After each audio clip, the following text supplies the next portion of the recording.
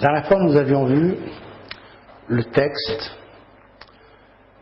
qui traduisait l'appel de Jean Rostand, le grand biologiste. Le texte était intitulé « Protégeons notre planète ». Aujourd'hui, nous allons aborder la transcription écrite de l'appel de l'abbé Pierre sur Radio Luxembourg, le 1er février 1954.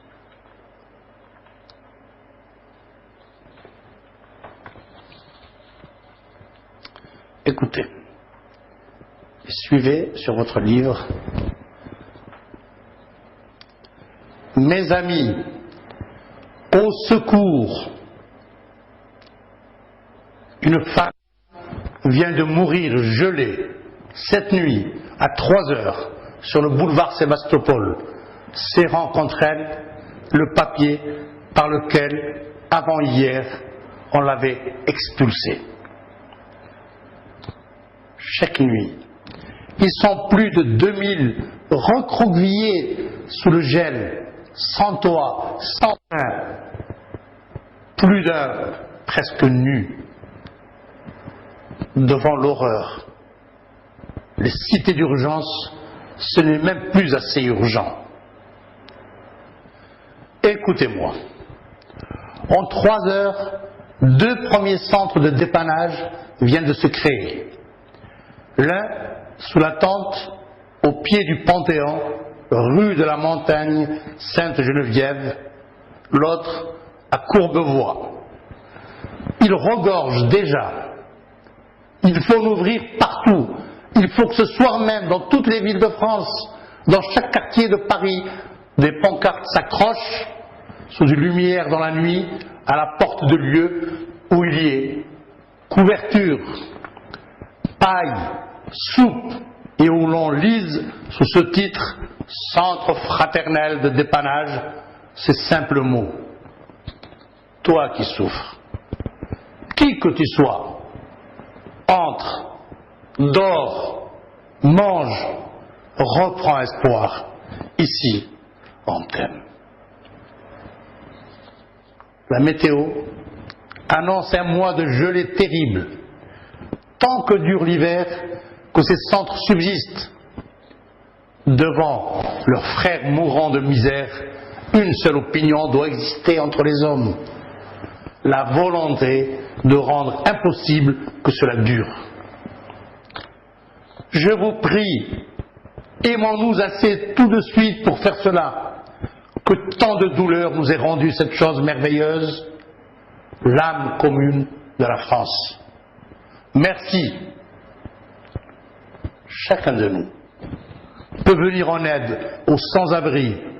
Il nous faut pour ce soir et au plus tard pour demain 5000 couvertures, 300 grandes tentes américaines, 200 poêles catalytiques. Déposez-les vite à l'hôtel Rochester, 92 rue de la Boétie. Rendez-vous des volontaires et des camions pour le ramassage ce soir à 23 h devant la tente de la montagne Sainte-Geneviève. Grâce à vous, aucun homme, aucun gosse ne couchera ce soir sur l'asphalte ou sur les quais de Paris. Merci.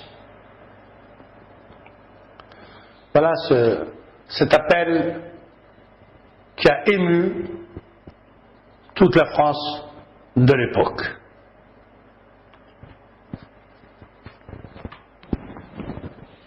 Nous allons expliquer certains mots que vous ignorez peut-être.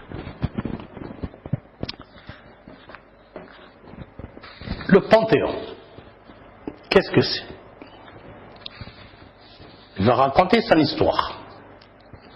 Souffrant d'une grave maladie, Louis XV, roi de France, fait le vœu, s'il survit, de créer une église dédiée à une sainte, la Sainte Geneviève, Alors, Sainte-Geneviève serait située dans le 5e arrondissement de Paris, entre un quartier très connu, Saint-Michel, et Saint-Germain-des-Prés. Mais il meurt avant son achèvement. L'édifice est achevé, finalement, au début de la Révolution française, en 1790. La Révolution française a débuté en 1789.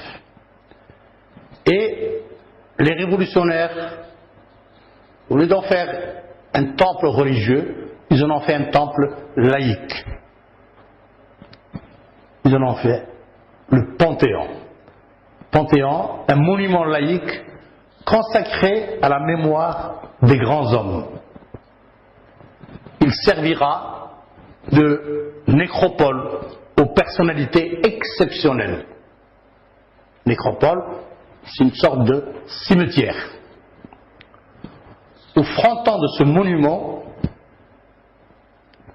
il y a une inscription significative. Aux grands hommes, la patrie reconnaissante.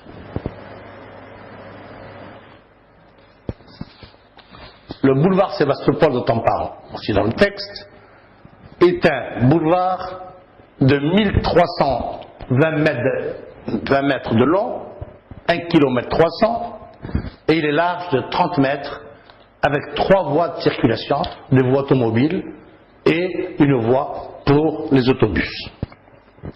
Il traverse Paris du nord au sud.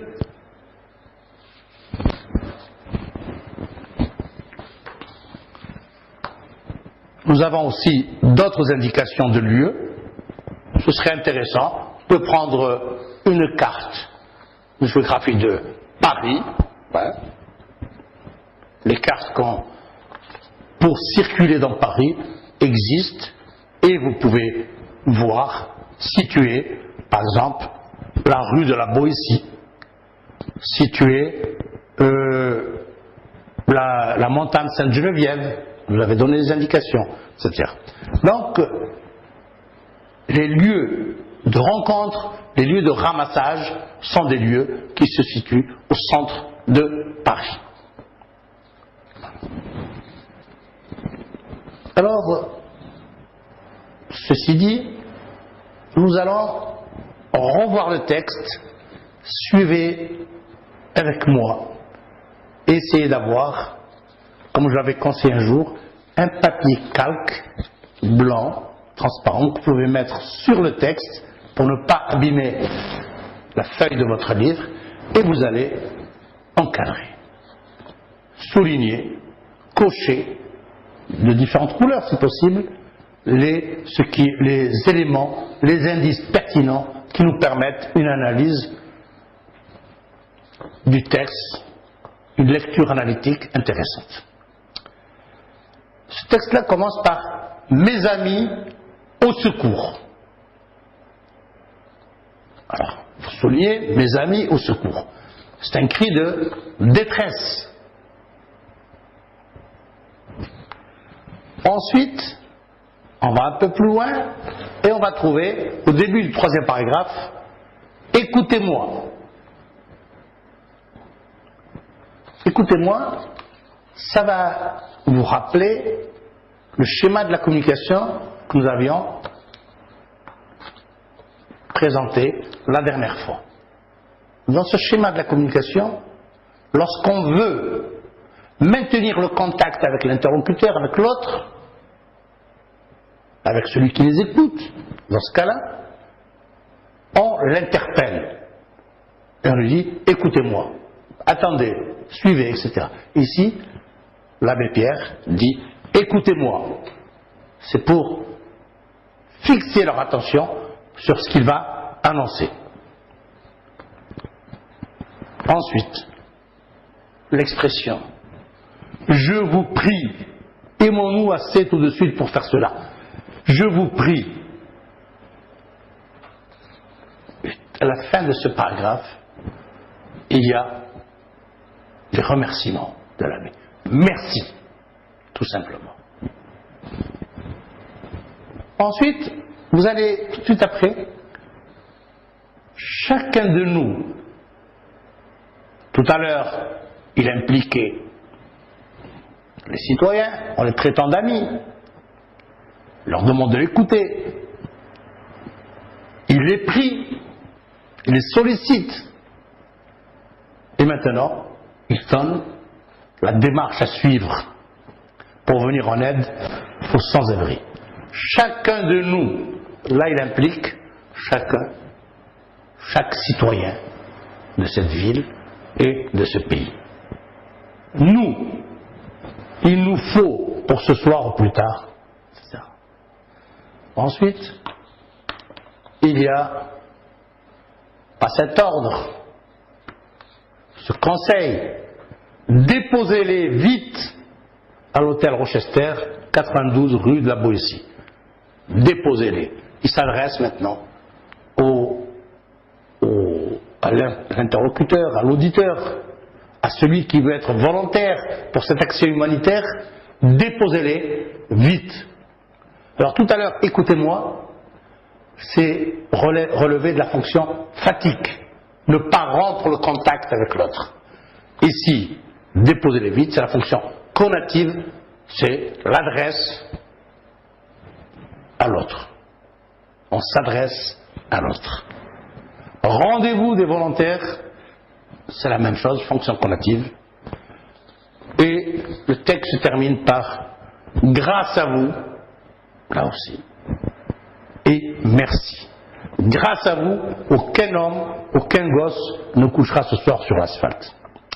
Alors, bon, l'asphalte, vous connaissez l'expression sans doute, c'est le bitume qui recouvre la chaussée. C'est ce goudron, sorte de goudron mélangé à du gravier qui recouvre les chaussées des rues, qui recouvre certains trottoirs aussi.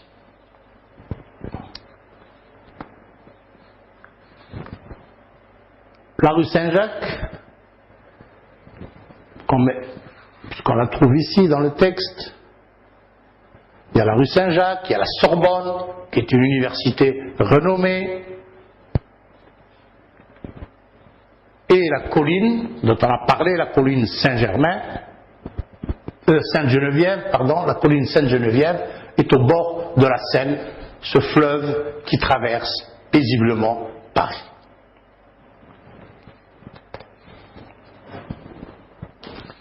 Alors, nous allons reprendre donc, nous avons vu les indices d'énonciation, mais écoutez-moi, toi, tu, je vous prie, nous, merci.